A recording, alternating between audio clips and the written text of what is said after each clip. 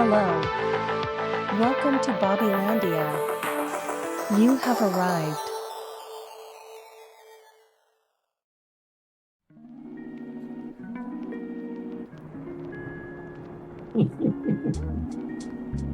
Hi. So today was a little bit like I haven't done any kind of an episode or recording or anything like that for a while now, and I was playing around with getting I don't know, experimenting with some AI avatar kind of stuff thing, like I do. I had to record a short little video to kind of train this AI avatar. Didn't work out actually. I mean, I'm trying the experimenting with just the free version, so um, you know how that goes. Um, anyway, I hadn't done one of these in a long time, and it was just kind of building up, building up, building up. And I wanted to talk a little bit more again about a subject that I had visited before about my practices of doing deep listening sessions, what I call therapeutic deep listening. And so, if you saw the previous episode, you know that I developed sort of this skill by when I did a period of not speaking for 3 months, and, interacting people and listening to people without having anything to say. And so I got pretty good at it. And I wanted to talk a little bit more about what it means to listen and to have a subjective experience, which is really what listening is, which is what, And so I played around a little bit on ChatGPT, like you do, right? Full disclosure here. I'm not pretending that I created all of this by myself, but of this content, that is. But what I did was I went into ChatGPT and I just started, like verbal diarrhea, just kind of like I was doing for the first, couple of minutes of this video. Anyway, I just typed it all into ChatGPT and told it, like, listen, I want to make a podcast episode. Can you give me some? Oh, and I also trained ChatGPT has this function on it where you can customize it with like telling it stuff, little tidbits about yourself, and it will kind of like customize its responses to you. And I learned the hard way through this that the more you tell it, the better it works. Like if you withhold, like you just tell it one thing, like if you tell it, I'm this generation, I'm a millennial, or I'm a male, or what you do for a living, or something like that. You know what I mean? It's gonna just kind of like focus on. It's only gonna have that one thing to focus on, and it really wants to please you. So it's just going to go out of its way to find a way to bring that up in every response to every question that you ever have. So what you have to do is you've got to really, really tell or like list all the things about you that, like, if you were going to be talking to a stranger or friend or therapist, if you're going to be talking to a therapist about, yourself and things that are on your mind, what are the things that you want them to know about you? So anyway, I had trained ChatGPT on this, and so it knows that I have this practice and I have this service and what I do, and so it provided me with kind of a list of items that I could discuss on my video about this topic. And so it's a list of 8 topics that it suggests. So I'm going to read each of these topics and then quickly discuss them because they're really good. So the first one is the difference between hearing and listening. So hearing is perception of vibration, right? Sound. If a tree falls in the forest, does it make sound? You know, uh, vibration, hearing sound, that's hearing it, right? You can hear lots of things. A dog may hear Mozart. Is the dog listening to Mozart? What would be the difference? Well, maybe the dog's listening to Mozart. Probably, I would guess so. But maybe from a different, obviously from a different Umwelt as we human beings have. And so, but listening is different because listening is more about paying closer attention, examining,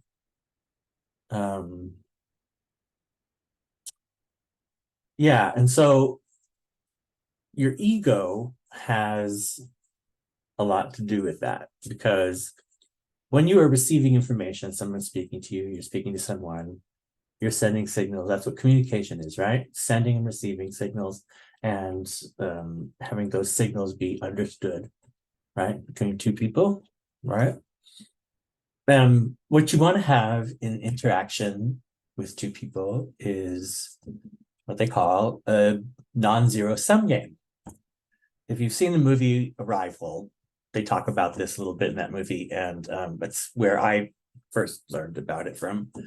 And so when you are engaged in conversation with someone or interacting with someone, there's a little give, there's a little take, right? And we often think of it as like, you give a little, I give a little, you give a little, I give a little, right? Which is fine because that creates like a dance and that has its purpose. But the one thing that we want to do, and a lot of people don't really have a lot of experience with this, is opening up and allowing the information that you're getting from the person that's speaking to come to you without feeling like you have to somehow process it, to move it into categories and to cut it up and dissect it and wrap it up into different colored bows. You can just take it and let it come into you, into your field, right? Into your energetic field and resonate. And what happens then is that the ego gets bored because it likes conflict, and this creates peace, right? And so that echoing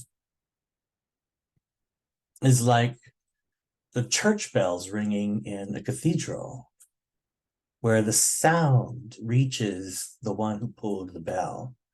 The sound echoes throughout the chamber, right? And throughout the town and the countryside, it can be heard miles away.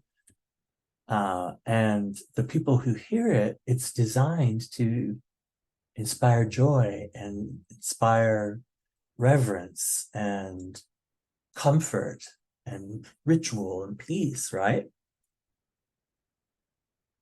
And so you can only do that if the vessel is empty, right? And so before you engage in listening, deeply listening to someone, what you want to do is learn how to clear your mind. And I resisted talking about this as meditation for a long time, only because I feel like that word gets thrown around so much, and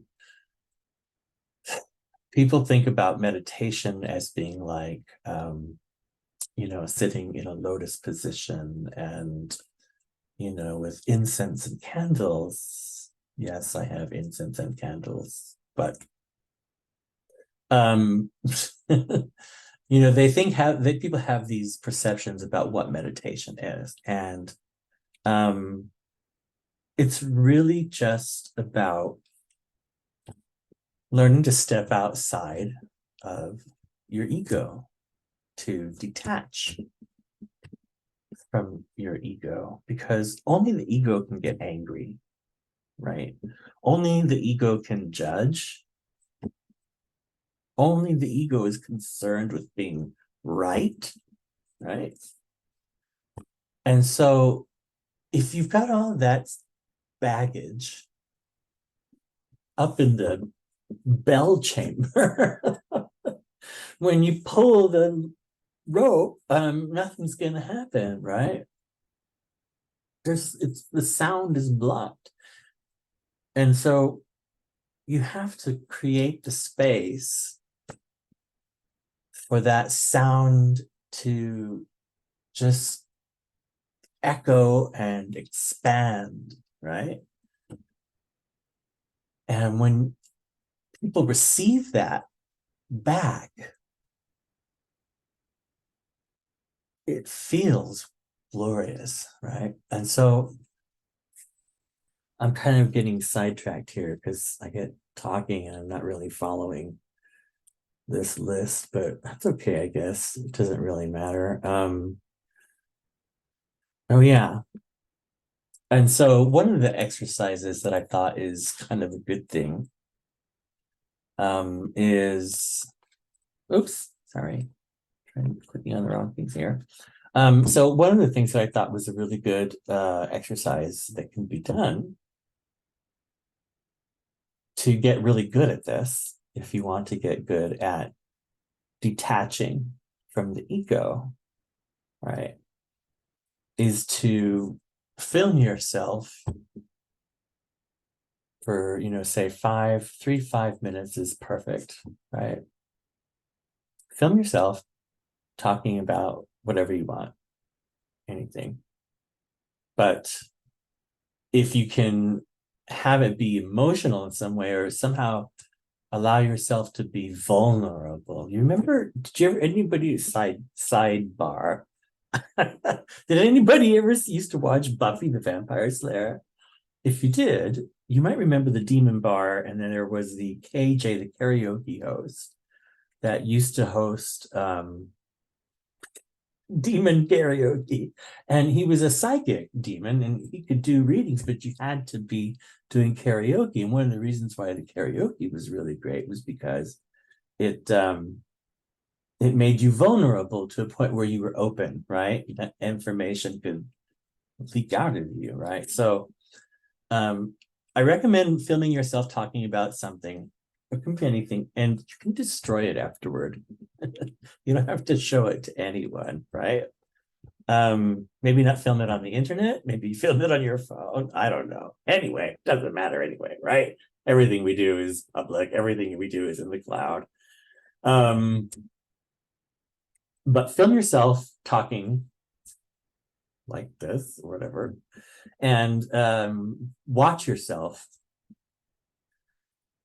talking. But don't just watch yourself talking, film yourself watching yourself talking. And then do it again. Watch yourself watching yourself watching the video and record that, right?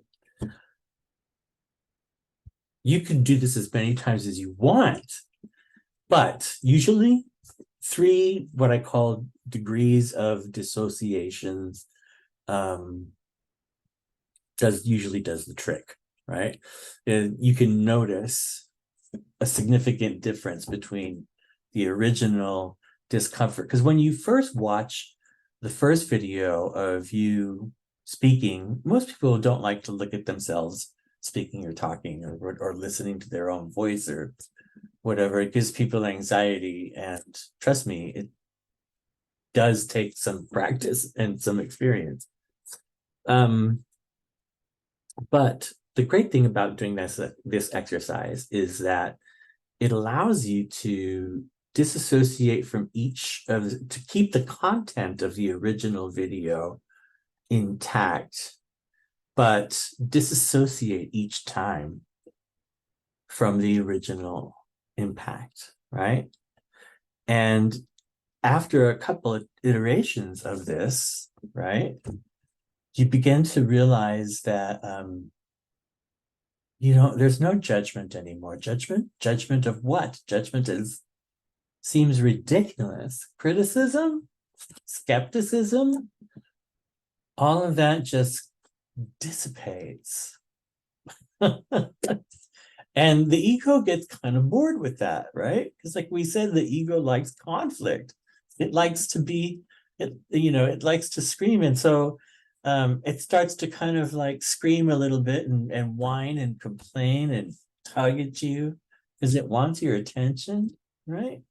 But right now you want to quiet your brain, right? You want to quiet your brain. And so have you ever seen Super Nanny? You know that she does this thing called the naughty step, where she takes a kid and they puts them on the naughty step and tells them you have to stay there for 3 minutes or however, 1 minute for each year of their age, she says, and makes them sit there and tells the parents that, each time the kid gets back up and tries to get away with not staying the full 3 minutes on the naughty step, you've got to gently take them back, put them back on the naughty step, and repeat and repeat each time. You don't make any contact with them, you don't talk to them, you don't answer their questions, barely even need to make eye contact with them. But the point is you just gently and firmly bring them back to the spot. And eventually they get tired and bored with that. So they just decide to comply so that they can go back to being a kid and go back to having fun again, right? Which is what kids do. So that's kind of like the ego. And that's what happens when you prepare yourself to do deep listening, right? You get yourself into this mood where you have cleared out all of the baggage, the stuff from the belfry or whatever they call it in the cathedral. And now you can tug on that rope and that bell is going to ring and it's going to echo back out and make beautiful music that's going to bounce off of the mountains and the trees and the waters and echo into the sky. I mean, it's just so poetic, and you could go on and on with that, right? And when you have that as your vibration, as your frequency, right? Suddenly the person who just rang that in you perceives their own vibration through your lens, through your speakers, even though you're not saying a word, right? These are vibrations that happen on a level that is perhaps beneath or above, I'm not really sure, but around some way, the conscious awareness, because the conscious awareness is now as distracted. It's bored. We've gave it something fun to do. We've engaged it. And so now, because the conscious awareness is playing with its little toy, burying its little bone somewhere, the adults can have a conversation. And you can listen to somebody. You can really perceive them. And you can really give them your undivided attention. Do you know how valuable that is? To just have somebody's complete undivided attention. I don't know about you, but man, I so appreciate it when someone can listen to me chatter on, because as you know, I can chat. But anyway, so that's kind of why I do deep listening.